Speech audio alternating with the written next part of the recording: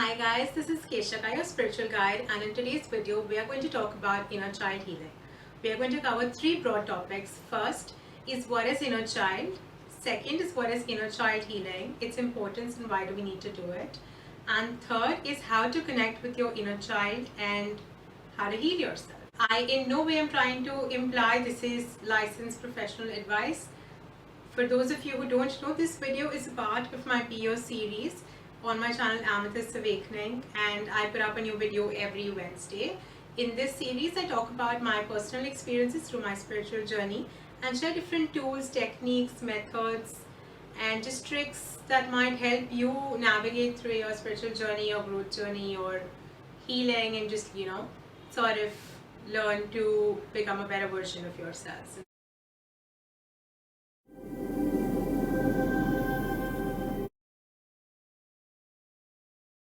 We're going to begin with a small snippet from a movie that I saw very recently called Little. It's there on Netflix for those of you who haven't watched it, and it's a good example that signifies or that depicts the importance of inner child healing. Now, in this movie, the lead character was bullied in school, and as she grew older, she turned out to be a bully herself. And the reason she was a bully is because she was bullied in school and in her childhood.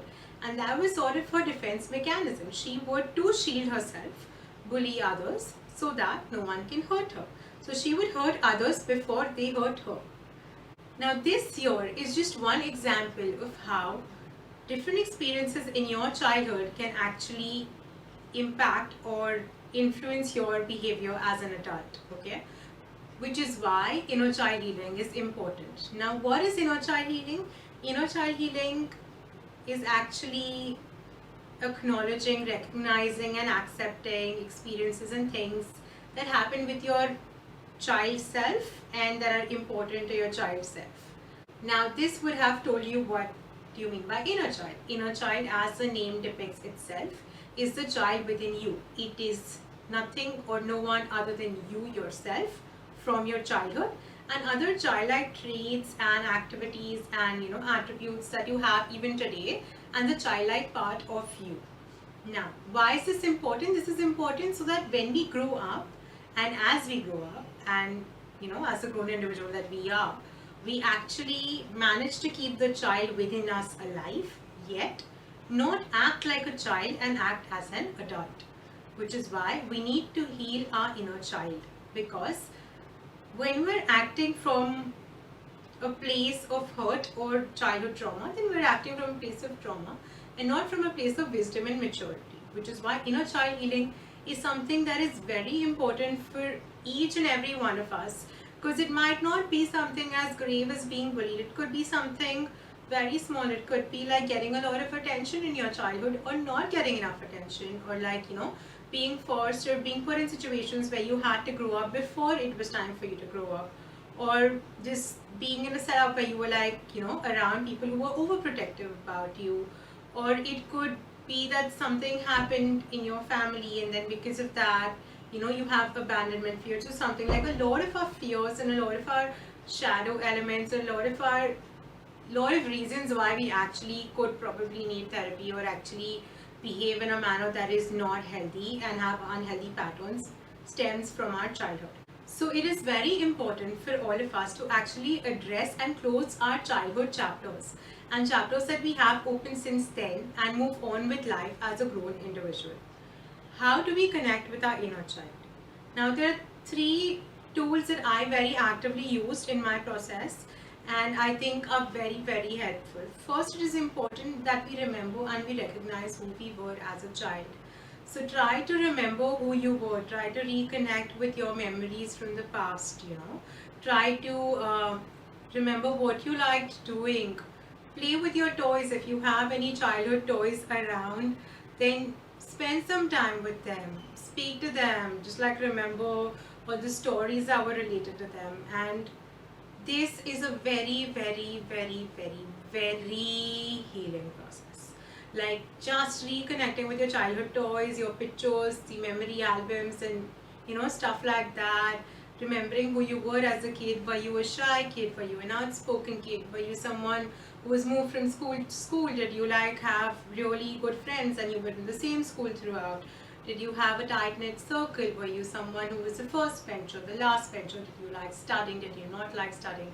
Did you want to become a doctor but you didn't land up becoming one? Or like, did you always know you wanted to be a doctor and you landed up becoming one? Who were you? Like, try and remember who you were, because that child is still present in you whether you acknowledge it or not. And it is very important for us to recognize and acknowledge the child within us. Okay, so that's the first thing. Now the second thing is doing more of what you loved as a kid. So once you've recognized and gone through your memories and stuff like that, maybe you remember that, as a kid I used to paint a lot, but over a period of time I just stopped painting.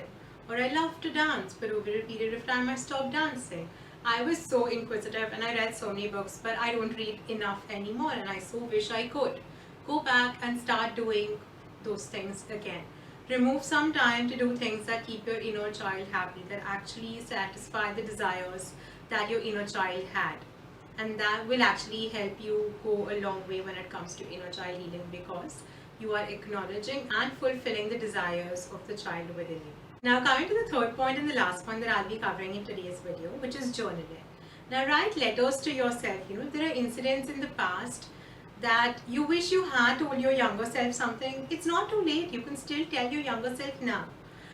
Now remember, in the movie that I was referring to called Little, the actress actually got an opportunity to go back to her childhood because of a curse from a little young girl. And she was like, the girl just cursed the older self of the lead actress, saying that, if you had behaved like this in my high school, then we would have really taught you a lesson. So it's time you become little. And she just did some magic and she was little again. Now that actually turned to be a blessing in disguise, because she got an opportunity to go back to her high school and live the same moments and become a better person, fix things and acknowledge what went wrong, and how she can actually become a healed version of herself and heal her inner child. And when she did that process, she automatically became back of her real age, And while all of us might not get the opportunity to physically become our younger selves, relive everything and come back, we still have a chance to go and speak to our younger selves, because the younger self is right here within us. So I highly recommend that you all journal. Now you could write letters to your younger self, or you could have a conversation. Now if it's a conversation and you're talking to yourself, how do you differentiate? Maybe use, like, if you're someone who's right-handed, use the right hand when you're talking as your adult mature self, and use your left hand when you're replying as your inner child self. And why this might be easy and your handwriting might not be the best and might be broken, that's something that anyways your inner child had, right? And while they were learning to write and all of that. So it's okay if it's a little difficult, but it'll help you connect a little more with your inner child. You need not do this, but it could be really helpful. Okay, I really hope this helps you guys. Please do try the methods and let me know how they are. If you have tried some of these already, share your experiences. I would love to hear from you guys.